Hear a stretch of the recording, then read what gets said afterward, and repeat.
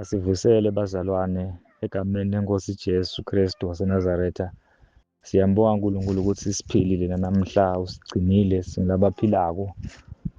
Ngithi nje angivete lana mhlambe uqhaza kafishana ngoba lomunye umuntu kufunza lokubhaliwe kuyaye abe nenkinga kodwa uma semele alalele mhlambe kuba lula kulalela than kufunza ngoba labanye babhizi. So uyakhona kulalela lokuyi-audio uma ngabe ukhona lo busy ngawo. Alright, so zama kuqhaza ke lenzaba ya Adam lokuthi lapha eBhayibhelini uvela Adam ungumuntu lo melele bantu labangaphansi kwalesi sivumelwano. Sokuthi kule old covenant lezivumelwano lesizala Adam uyifiga le representa umuntu uvela lapha umelela umuntu kodwa umuntu loku covenant with God.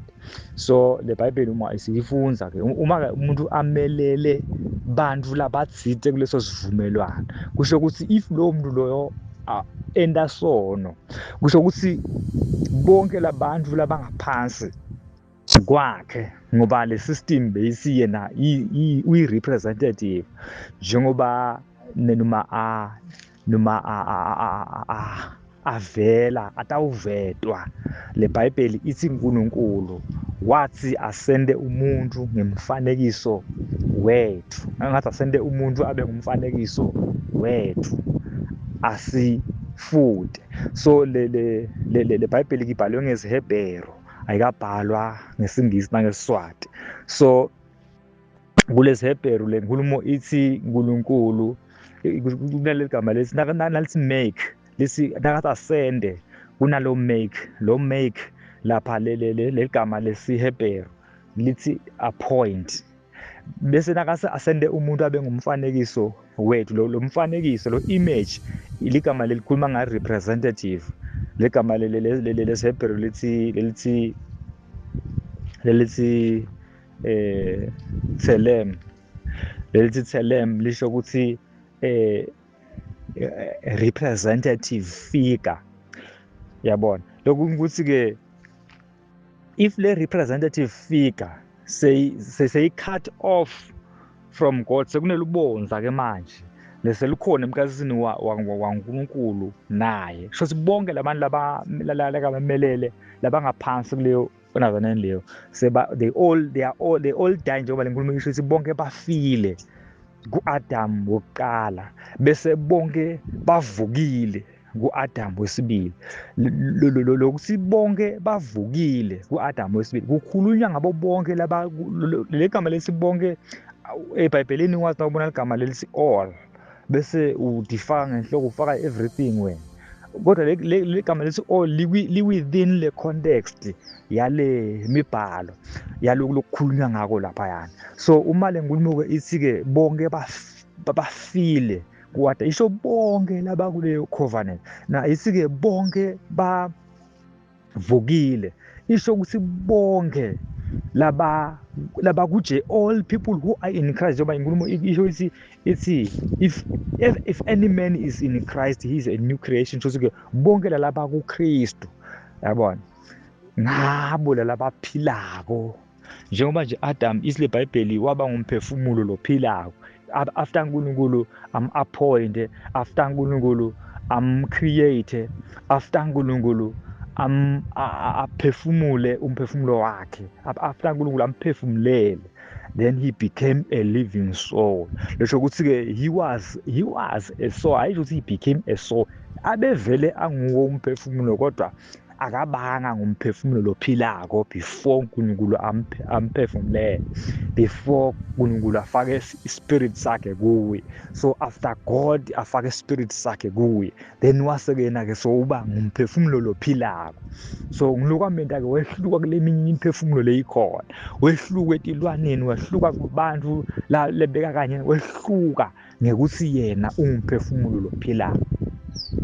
Ngoba siyazi ukuthi tilwane atisiyo imiphefumulo lephilako ngoba tilwane atinaye umoya waNkulunkulu. So iphinde futhi inzaba yamoya waNkulunkulu avele ngumoya waNkulunkulu eBhayibhelini abitwa nge-living water. The living water, let your living water azahlabela let your living water flow over my soul. So if you do not have nawunganawo lamandi ekuphila, ngeke size sisho ukuthi ungilophilayo, ngoba ungilophilayo nangabe within in Christ, in God. Ngiko le ndvodza nayo lahleko yanele kusuka, ayizange yaba ngilephilayo. Nasabuya ukhuluma inkulumo nobaba ukuthi lo mntwana wami bekafile, kodwa manje sowuvukile, ngoba lokusuka kwakhe from the Father kwamenda waba ngilofile, wafana nalofile, ngoba sowusuke from the Father. So kusuka from the Father, when you are in the absence of the Father, you are like someone who is dead. Ungilofile nasawungasekho ebukhoneni baNkulunkulu. Nangabe awukho kuNkulunkulu ungilofile, kepha nawe kuNkulunkulu ungilophilako. So le nkulumo ikhuluma lokho bazalwane, isi le nkulumo nangabe sikuKristu, nabe umuntu akuNkulunkulu ungilophila. So umuntu waba ngumphefumulo lophilako ekubeni abe sesivumelwaneni, abe ngilokhethiwe, ngilo-appointiwe, ngilotawurepresenta uNkulunkulu, ngilotawufaka kuye umoya waNkulunkulu. So nasekufakwe umoya waNkulunkulu kuye, wase uba ngilophilako-ke egameni lenkosi, waba ngilophilako. So le nkulumo na uyifunza lapha kulo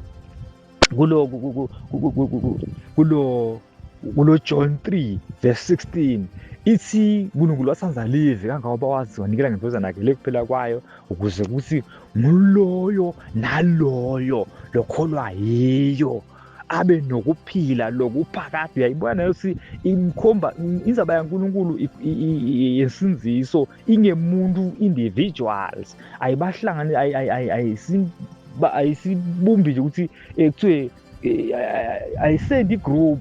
Lento ikozana emuntwini sinziswa, awusinziswa as a group, kodwa usinziswa as an individual. You are saved as an individual, you are born again as an individual. So uthi ngiloyo naloyo lokho akasho ukuthi kuze kuthi labo labakholwa, kodwa uthi ngiloyo naloyo lokholwako abe nekuphila lokuphakathi, angabhubhi, kodwa abe nekuphila lokuphakathi. So lokubhubha legama la perish laphayana libhalwe ngesiGreek, ngoba le New Testament yonke yayibhalwe ngesiGreek, kodwa le Old Testament yayibhalwe ngesiHebheru. So lesiGreek ke lapha kulo perish sikhuluma ngeligama lesi apolomai, lelisho ukuthi to be lost, being lost.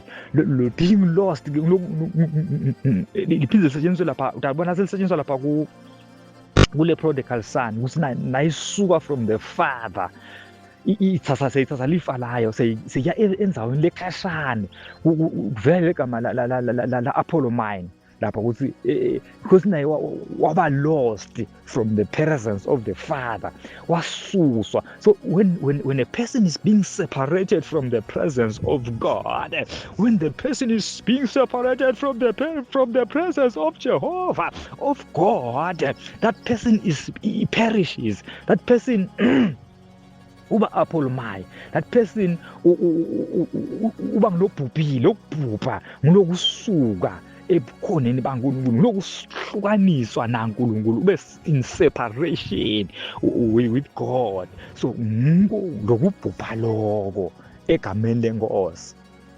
Hallelujah, hallelujah. So ke bazana ngizama kuveta lenzaba lekanjalo laphayana naNkulunkulu. So uma umuntu engenayo uNkulunkulu, umuntu lo ufana nesilwane, lo muntu lo ufana nesilwane, kodwa umuntu lo kuNkulunkulu usidalo lesisha, usekuphile, uyaphila, ungumphefumulo lophilako. Lo muntu loyo ungumphefumulo lophilako. You are a living soul when the Spirit of God, the Spirit of life, because life is in God. God is the source of life. So if God is not in you, if you are in the absence of God, you are in darkness, you are in hell, you are separated from God, you are in separation. Usekubhujisweni, ungilobhubhile, ungilofile. ngiko-ke nakwenteka umuntu afa engenayo ijesu, afa biological, angahlanganisiwe nakulo lo mlo uba lost forever, lo mlo he perish kwasekufeni kwangunaphakade. There is no hope for that person. Alright, so ngiloko lesama ukuveta la lokuthi lokuphila lokukhulunywa. So umuntu mangabe anganaNkulunkulu vele ufana nesilwane. So umuntu asike kwenekani umuntu lo fe engakhona, that the same thing lentekako etilwaneni, ngoba phela itilwane neBhayibheli ukuthi bantu betive ngoba bebangekho esivunane naNkulunkulu bona bafana kusona netilwane lapha, kukhona netilwane letingadliwa laphayana. Letilwane letingadliwa ti-representa abantu labangasiwe emaJuda, abantu labangekho ku-covenant naNkulunkulu. Ngikho nazanene Petru lapha, ngoba uNkulunkulu wayena le plan yokubuyisana nabo bonke abantu shona labangasiyo emaJuda. So uveta-ke lapha, so lokho kwenta-ke ngaJesu. So nase Petru fanele ushumayela kubetive. So layelwa letilwane kuthiwa hlaba udle ulalo letilwane letingadliwa le, because letilwane kumele abantu labangekho bangamasiyo emaJuda, people labangekho ku-covenant naNkulunkulu, lebe bangekho kule old covenant, because the old covenant vele yayi-temporary, yayinesikhathi sekuphela yona, but le new covenant iyide isikhathi sekuphela yona, seyi-forever, i-everlasting, i-eternal yona. There is no end in it, ide i-ending. So ngiko kushunyalwa kwelivangeli into litawubuyeselo yenteka even 2 million, millions and millions of years to come, because every generation that is coming will come and go, but this planet, this physical planet is going nowhere. It will be there. It's a playground for every generation. Njengoba nazi isikhathi kunalabanye zidawudlula kuqhubekela abanye impilo iqhubeke kushunyayelwe, abantu bangeniswe ebandleni lakomoya, the spiritual community, bangeniswe abantu ebandleni laNkulunkulu lakamoya, bahlanganiswa naNkulunkulu. Labalile kuhlanganiswa naNkulunkulu bayabhubha baba ku-separation naNkulunkulu forever. Kanjalo yabe kushunyayelwa njengoba kuvetwa lapha encwadini leSambulo ukuthi lo mnyango wale dolobha, because idolobha libandla lekukhulunywa ngalo laphayana, lo mnyango le minyango yale dolobha kufanele ihlale ivulekile, ukuthi isoloko uvulekile ukuze abantu bangene, labangaphandle, labasebumnyameni, labanganayo uNkulunkulu, labangakalivi ivangeli, bashunyayelwe livangeli, kuhlala kuqhubeka lokhu, akusoze kwaphela. So-ke nalebe bathi kutawuhlwithwa libandla lithathwe liyiswe enzaweni lethile, nabo lokho bebakhuliswa ukuthi le Bhayibheli banga-understand le language yale Bhayibheli, bangeva le Bhayibheli, kungadadishi kahle le mibhalo, lobo kusibangela tinkulumo leti kanjalo, tonke lokho leti kanjalo sisolo sifundiswa nazo sifundisa tona, kodwa lokhu liqinisa ngilokhu lokushiwo ngule Bhayibheli, hayi lokhu lokushiwo bantu, ngoba livi laNkulunkulu simele silehlukanise livi laNkulunkulu neshumayelo lemnanzi yengcebo. Akusiyo into ehlile leyo, kodwa uma ngabe ingcebo ilidadishe kahle livi laNkulunkulu, ishumayelo yayo iba livi laNkulunkulu, ilaba kahle le livi ngoba idadishe kahle le mibhalo. Ukuthi uma ingadadishi kahle le mibhalo, itawufundisa ingqondo yayo vele, ingafundisi lokubhaliwe ngile Bhayibheli. So ngiloko lesizama ukuveta-ke bafowethu egameni leNkosi. Nayo-ke lena yekudala le ndalo le physical, nayo ifuna ukuthi siyiqonze le ndalo lebhalwe lokudala lokukhulunywa ngako eBhayibhelini, lokuthi ngoba lebe kwenta ukuthi sicabanga ukuthi isayensi neBhayibheli kuyaphikisana, ngilokuthi besisuke lethu leti khulunywa lapha eBhayibhelini ngenxa yokuthi kubekiswe ngetinto lebatatiko labantu ukuze bathi khona ukuthi understand, kodwa kube kuchazwa into takamoya, kwasetshenziswa-ke letinto lebatatiko. Yasingqondo isitshela ukuthi lapha kukhulunywa ngalo physical creation, kanzi kukhulunywa nge-spiritual creation. Kodwa utakubona nase akachaza Paul asi uma umuntu ekuKristu uyisidalwa lesisho lokuba sidalwa shokuthi sodaliwe. Lesho ukuthi we have been created. Kodwa bantu labakwati ungakakholwa solo bakubona unjenga lendlela bowungiyo usengakakholwa physically. Nangabe bowune libunti lelikhulu noma unempumulo lenkulu noma unemehlo lamakhulu noma labovu, solo namanje unalamehlo labovu lamakhulu nelikhala lelikhulu, ngoba lokudalwa kabusha lokukhulunywa ngakho akusiko lokhu physical. Ngoba lokusho isayensi yona ikhuluma ngokuthi umuntu uvela ngokuthi atalwe ngulomunye umuntu, kungako uba ufuta abatali bakho ngoba vele utalwa ngabo. Kodwa le Bible mayikhuluma nge-creation yona iqoqa into takamoya kuthi lo bhalile bekasebenzisa i-language lebatayi-understanda labantu, kodwa abe a-convey the spiritual lazanene information.